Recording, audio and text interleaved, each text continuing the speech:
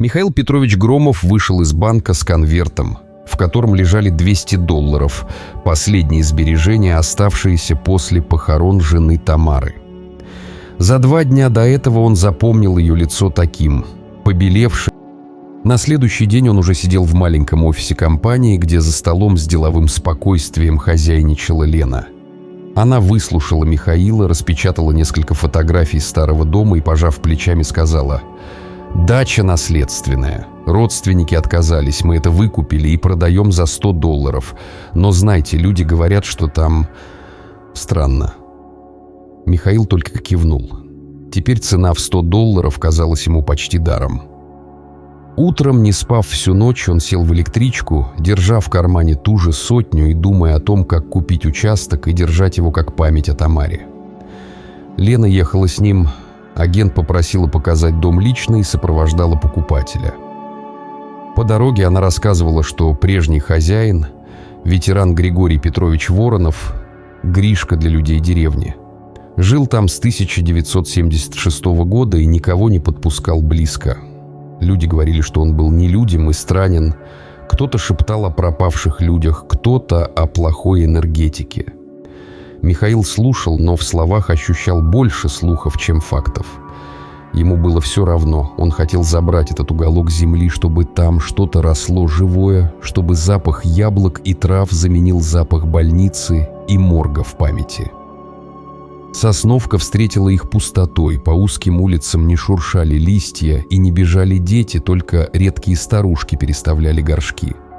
Дом в конце деревни стоял мрачный, с обшарпанной калиткой и косо склонившейся крышей.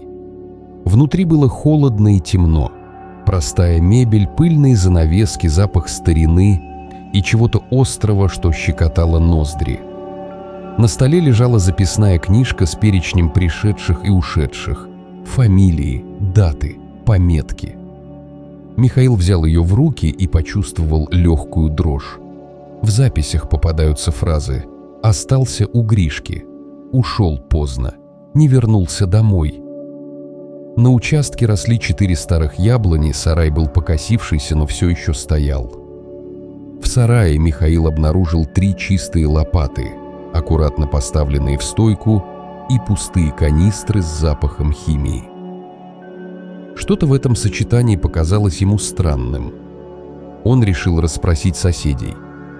У порога соседнего дома сидела старушка Зинаида, у которой были глаза, от которых обычно невозможно было скрыть правду. Ее руки дрожали, но голос был тверд. Услышав намерение Михаила купить дом номер 7, она насторожилась.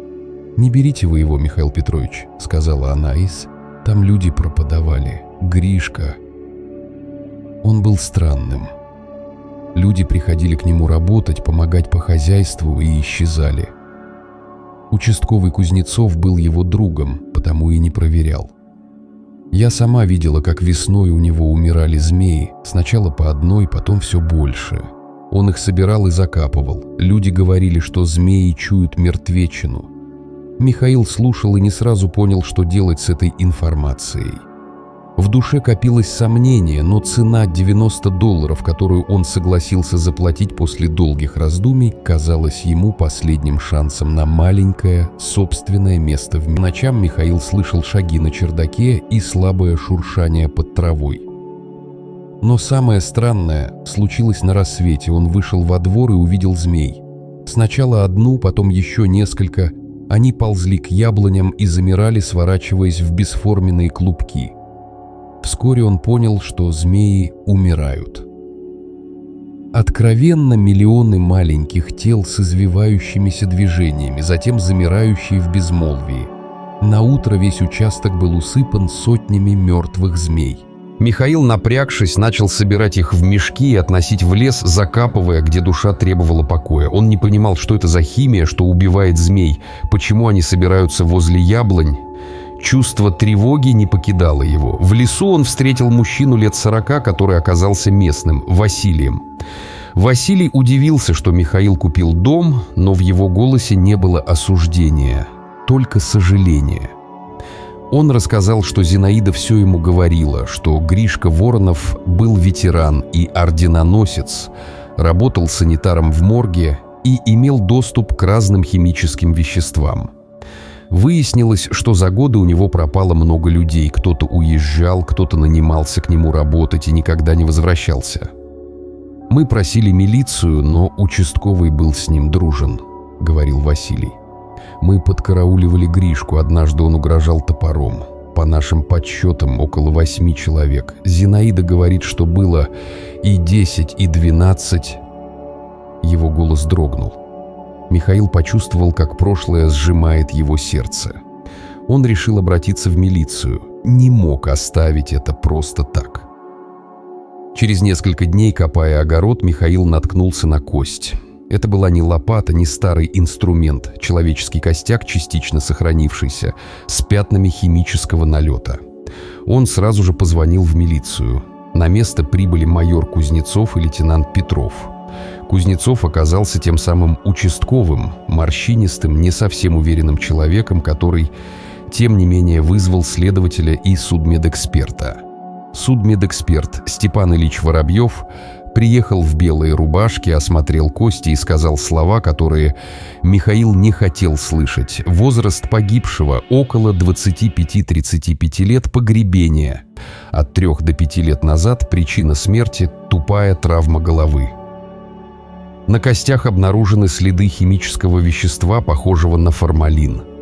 Мурашки пробежали по коже Михаила. Формалин. Канистры в сарае, запах лопаты – все слилось в одно страшное целое. Земля была опечатана, хотя многие местные все еще на автомате приходили и шептали в сторонке. Кинологи с собаками начали поиски. Первая собака учуяла след возле сарая. Копнули и обнаружили скелет женщины. Потом под крыльцом нашли еще одного, затем еще несколько. Воробьев осматривал находки, отмечая признаки насильственной смерти. К вечеру вырыли первые ямы и нашли 8 тел. С рассветом они остановились, чтобы подготовиться к следующему дню. Михаилу настоятельно посоветовали уехать и найти другое место для ночевки. Никто не хотел, чтобы он видел, как роют землю и вынимают из нее прошлое. Но Зинаида упросила его остаться. Она давала ему щи и чай, прижимая руку к его ладони, будто держала кто-то невидимый факел. Следствие шло медленно, но уверенно. Воробьев брал образцы костей и отправлял их на экспертизу. Карпова, следователь по особо важным делам, поднимала архивы пропавших без вести. Старые карты, липкие бумаги, пожелтевшие заявления – все это складывалось в ужасную мозаику. Имена возвращались. Нина Петровна Сергеева, учительница из Москвы, пропавшая в 1979 году, Андрей Матвеев, молодой парень, ушедший работать к деду в 1985, Марина Ковалева, исчезнувшая 1989 года, Олег Захаров, 1991, Светлана Морозова, пропавшая в 1993. Это были люди самых разных судеб, но всех их связывал дом номер 7 и один человек – Григорий Петрович. Оказалось, что Воронов, имея доступ к химикатам, применял их не только для замедления разложения тел, но и, возможно, для отпугивания животных от могил. Формалин, хлорсодержащие смеси, остатки консервантов – все это находили в земле. Змеи действительно умирали, приближаясь к пахнущей мертвечиной земле. Их тела Воронов собирал и закапывал, словно сам пытался очистить следы. По выводам экспертов, многие жертвы были убиты тяжелым ударом по голове. Кто был мотивом?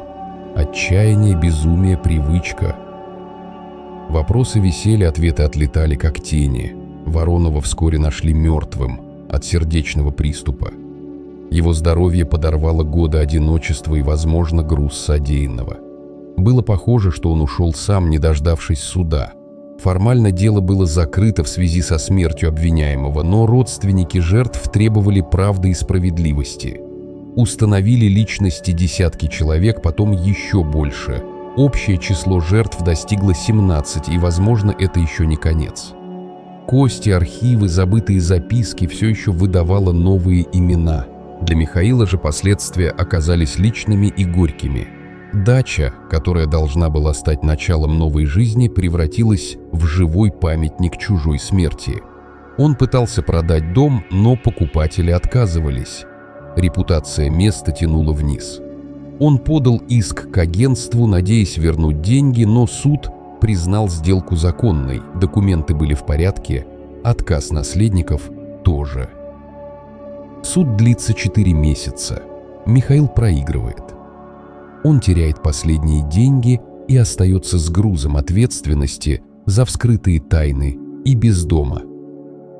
Зинаида и Василий поддерживали его. «Ты помог раскрыть дело», — говорила она. «Это дороже денег». Михаил жил у нее еще месяц, помогая по хозяйству, потом принял предложение сына и переехал в Петербург. Деревня тем временем вымирала. Дом номер 7 стоял пустым, а потом в 2001 году сгорел. То ли от шалости подростков, то ли от ненужного напоминания о прошлом. Земля заросла, ямы засыпались, следы химикатов постепенно ослабевали. К 2010 году в Сосновке осталось всего несколько домов. К 2015 году деревня почти превратилась в лес, а к 2020 и вовсе пустела. Многие, кто знал правду, ушли. Зинаида умерла в 2003-м. Василий уехал в город. Люди помнили, но память становилась все тоньше, как тропинка в лесу. Михаил прожил еще много лет. В Петербурге он жил с сыном, у него появились внуки, он научился слушать их чужой язык и радоваться простым вещам. Утренний чай, прогулки по парку, запах хлеба. О нем писали. Дело стало предметом студенческих курсов по криминалистике, в музее были экспонаты, посвященные расследованию. Его имя упоминали в статьях, о нем снимали документалки, но для него самое важное было другое. Он знал, что, купив ту дачу, он не дал забыть людям, которые исчезли. Он чувствовал, что сделал правильный выбор. В один из тихих вечеров, когда весна уже ворвалась в города, а серая весна прошлого казалась дальним эхом, Михаил приехал на место, где когда-то стоял дом номер 7. Там теперь рос лес. Молодые березы и сосны, их корни прятали остатки старых могил. Он остановился на косогоре, рядом с маленьким холмиком, где когда-то нашли первую кость. Там он опустился на колено и молча попросил прощения перед теми, кого не смог спасти. Его голос дрожал. Ему не нужен был судебный приговор. В конце концов, он сделал все, что мог. Его поступок стал примером честности и мужества. Кому-то это казалось мелочью, но для родственников жертв это было всем. Когда в 2020 году Михаила не стало, на похороны пришли не только близкие, пришли и те, чьи судьбы так или иначе были переплюнуты с его действием. Родственники бывших жертв положили цветы на его могилу, старые соседи вспомнили добрые слова. На надгробии поставили простой камень с надписью «Он выбрал правду». А лес в Сосновке рос дальше. По нему иногда шли туристы, и кто-то рассказывал историю о даче номер 7, о доме, который хранил страхи и тайны, и о человеке, который осмелился отрыть на них глаза. Змеи больше не приходили туда умирать, земля очищалась, и в этом очистительном дыхании было что-то успокаивающее. Как будто даже самые старые раны могли затянуться, если кто-то честно взглянет на них и назовет вещи своими именами.